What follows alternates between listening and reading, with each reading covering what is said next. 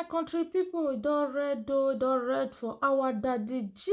Oh, my country people, as he visit Hope Uzodima. Hey, make una come see our Nigeria reaction. No be small thing o. Everywhere don red, my people. Hello, my correct people. Welcome back to my channel. Welcome to Sweet Mother Gist TV. I greet you all according to your time. How are you guys doing? Yes, my country people. Adebayo visit Uzodima, assurance him of divine intervention of security change. My country people, I wanna see this matter now. Our Nigerians can react to this matter on ground. Say, our daddy Gio, which day you come dey join politicians of a team, politics of a team? His Excellency Distinguished Senator Hope Uzodima today received the general overseer of the Redeemed Christian Church of God, RRK Pastor Enoch Adeboye, at the Government House, Exco number Owerri, Imo State. My people, make una come hear Nigeria people reaction wey come concern this matter wey be say our daddy Gio come go visit the Excellency Hope Uzodima. No be small thing, my people. Our Nigeria people don provoke, don say this our Excellency name na Hope Uzodima, say make dem dey see the meaning of im name, may begin to dey happen for Imo State o. Now our Nigerians, they come fire down for comment section, come blastalize daddy Gio, say make daddy Gio comot body, make e comot body for politics, say na make Nigeria no settle. So say wetin concern church come concern politics of a thing. My people, how una see this matter now? No be small thing o. So he say he received the general overseer and a team. Governor Uzodima described the visit as a big privilege because Adeboye is believed to be a real anointed man of God. Governor Uzodima said Imo people and his government were not in debt. That Pastor Adeboye's visit will bring peace, unity, and stability to Imo State. How una see the matter? In particular, and the southeast and general, because they will required of progress and development. Amen. What do you talk, our papa yo, Hope Uzodima, make it be so. Because if it not be so, our people no go retake am easy with you. And this visit of today, don't catch fire for comment section, okay? Described Pastor Adeboye as one of the true man of God who the people believe in. The current situation and change facing the country as the last hope of the common man. Hey, okay. Governor Uzodima assured Pastor Adeboye of the support of the people and government of Imo State to make his visit a successful one, and also prayed God. He say he also pray for God, say make everything dey okay for Imo State wey concern the security wey not dey that country.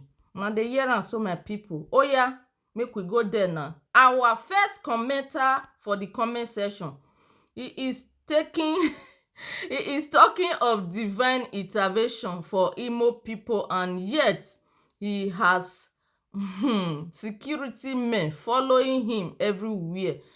What a pity. He say our daddy Gio dey talk of the divine intervention for Imo people. He say why e come be say e still get security people wey be bodyguard, wey be say dey follow am up and down, as e be say he na the real man of God, wey be say baba God real dey back gidigba. E no suppose need e no suppose need all those people bodyguard wey be say e dey guide am dey follow everywhere. Na dis our commenters dey try to tell una. E has talking of divine intervention for Imo people, and yet he has security men following him everywhere. What a pity. So my people, how una see this our first comment, our first commenter na he say what a pity, say if e be say our everybody really believe on our daddy G.O. and everything wey dey happen, say as e come pray for Imo State say things go change.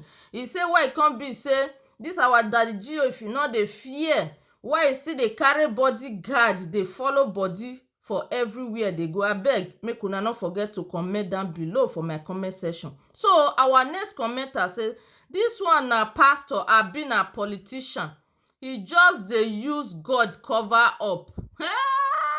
My country people, no be small thing o. Wahala really be like bicycle for the comment section. No be small thing, my country people. Make we dey take our next comment from this commenter. I am a redeemed member, but he should stay clear of politics like he always says.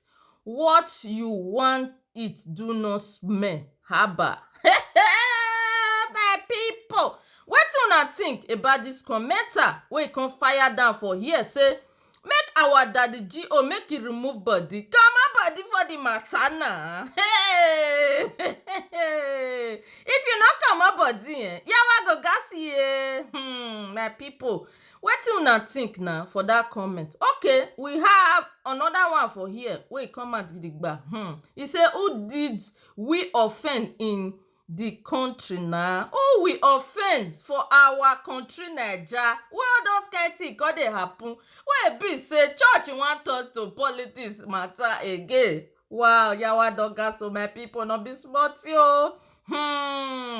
Our next comment don come out gidigba, my people. This one na pastor abi na politician, he just dey use God cover up. Haba, human being. My country people, wetin una think for this our next commenter wey e come write this one for here? So make una comment down below for my comment section. Okay, we have another one wey come out gidigba. Supreme Court governor. See them, daddy G.O.'s them. My people, I tell una say e don red for the comment section. No be small thing o. They don fire down, no be small thing. So this comment wey dey here so e really long. Another comment don jump out, my country people. Divine intervention, those are the Zambians who put us in the situation with religiosity. I feel sick to my stomach looking at them. Which nation solve insecurity? My people, if una read faster than me, make una grab that comment sharply. Okay, we have another comment wey come out gidigba for here. Foolish old fool, be faster and prayer. Be faster and praying. They are they're not hungry, go kill you. Go to work, stop. The comment don go, my people. If una read faster than me, make una grab am as e dey hot, my people. Na fools still dey believe this men. No be small thing o. I say comment e baje for everywhere. How many we wan fit read? Inu ma setiti. My country people, make we take our next one. His name is Hope Uzodima, right? I hope the name make e change things as the name be. Neither commenter na I try to tell una. So we have another comment wey fly come out gidigba for here. Politics in the Nigeria church as dirty as politician. If your local government pastor Adeboye ministry and interpret would not stand without involving in politics. Hey, don settle my people. Una see the matter now. We have another one wey come out gidigba for here. Our next commenter. It is another politician here. This visit should be to Kaduna, Sokoto, Borno.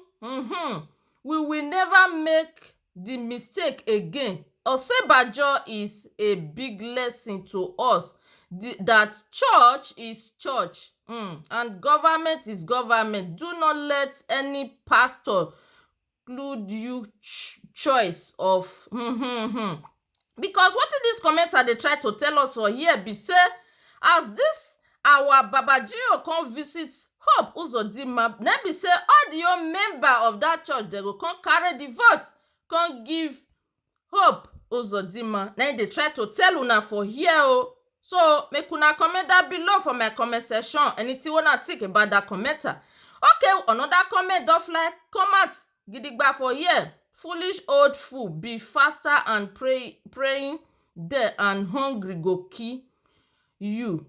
Go to work, stop the killing. Okay.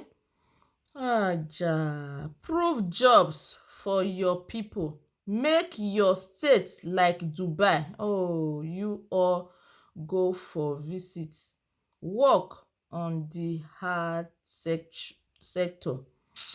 Put things in place. Yes, our government, make una put things in order for that country because a lot of our youth they not really get job. Okay, anything una think about that comment, make una comment down below on my comment section. Okay, we have another sharp comment for here. Country is moving backward. Adeboye, that cannot even protect himself without security, that is assuring a whole state for transportation, fasting and driver. Oh my God, how can you assure someone like this who got into power in such a way of divine support? My country people, na so we see am o. Na here we go for the end this video. Abeg, if you like this video when I dey do for this channel, make you not forget to subscribe and share this video to your loved ones. Give this video a huge thumbs up. I will be seeing you guys on my next video. Thank you all for watching. Bye.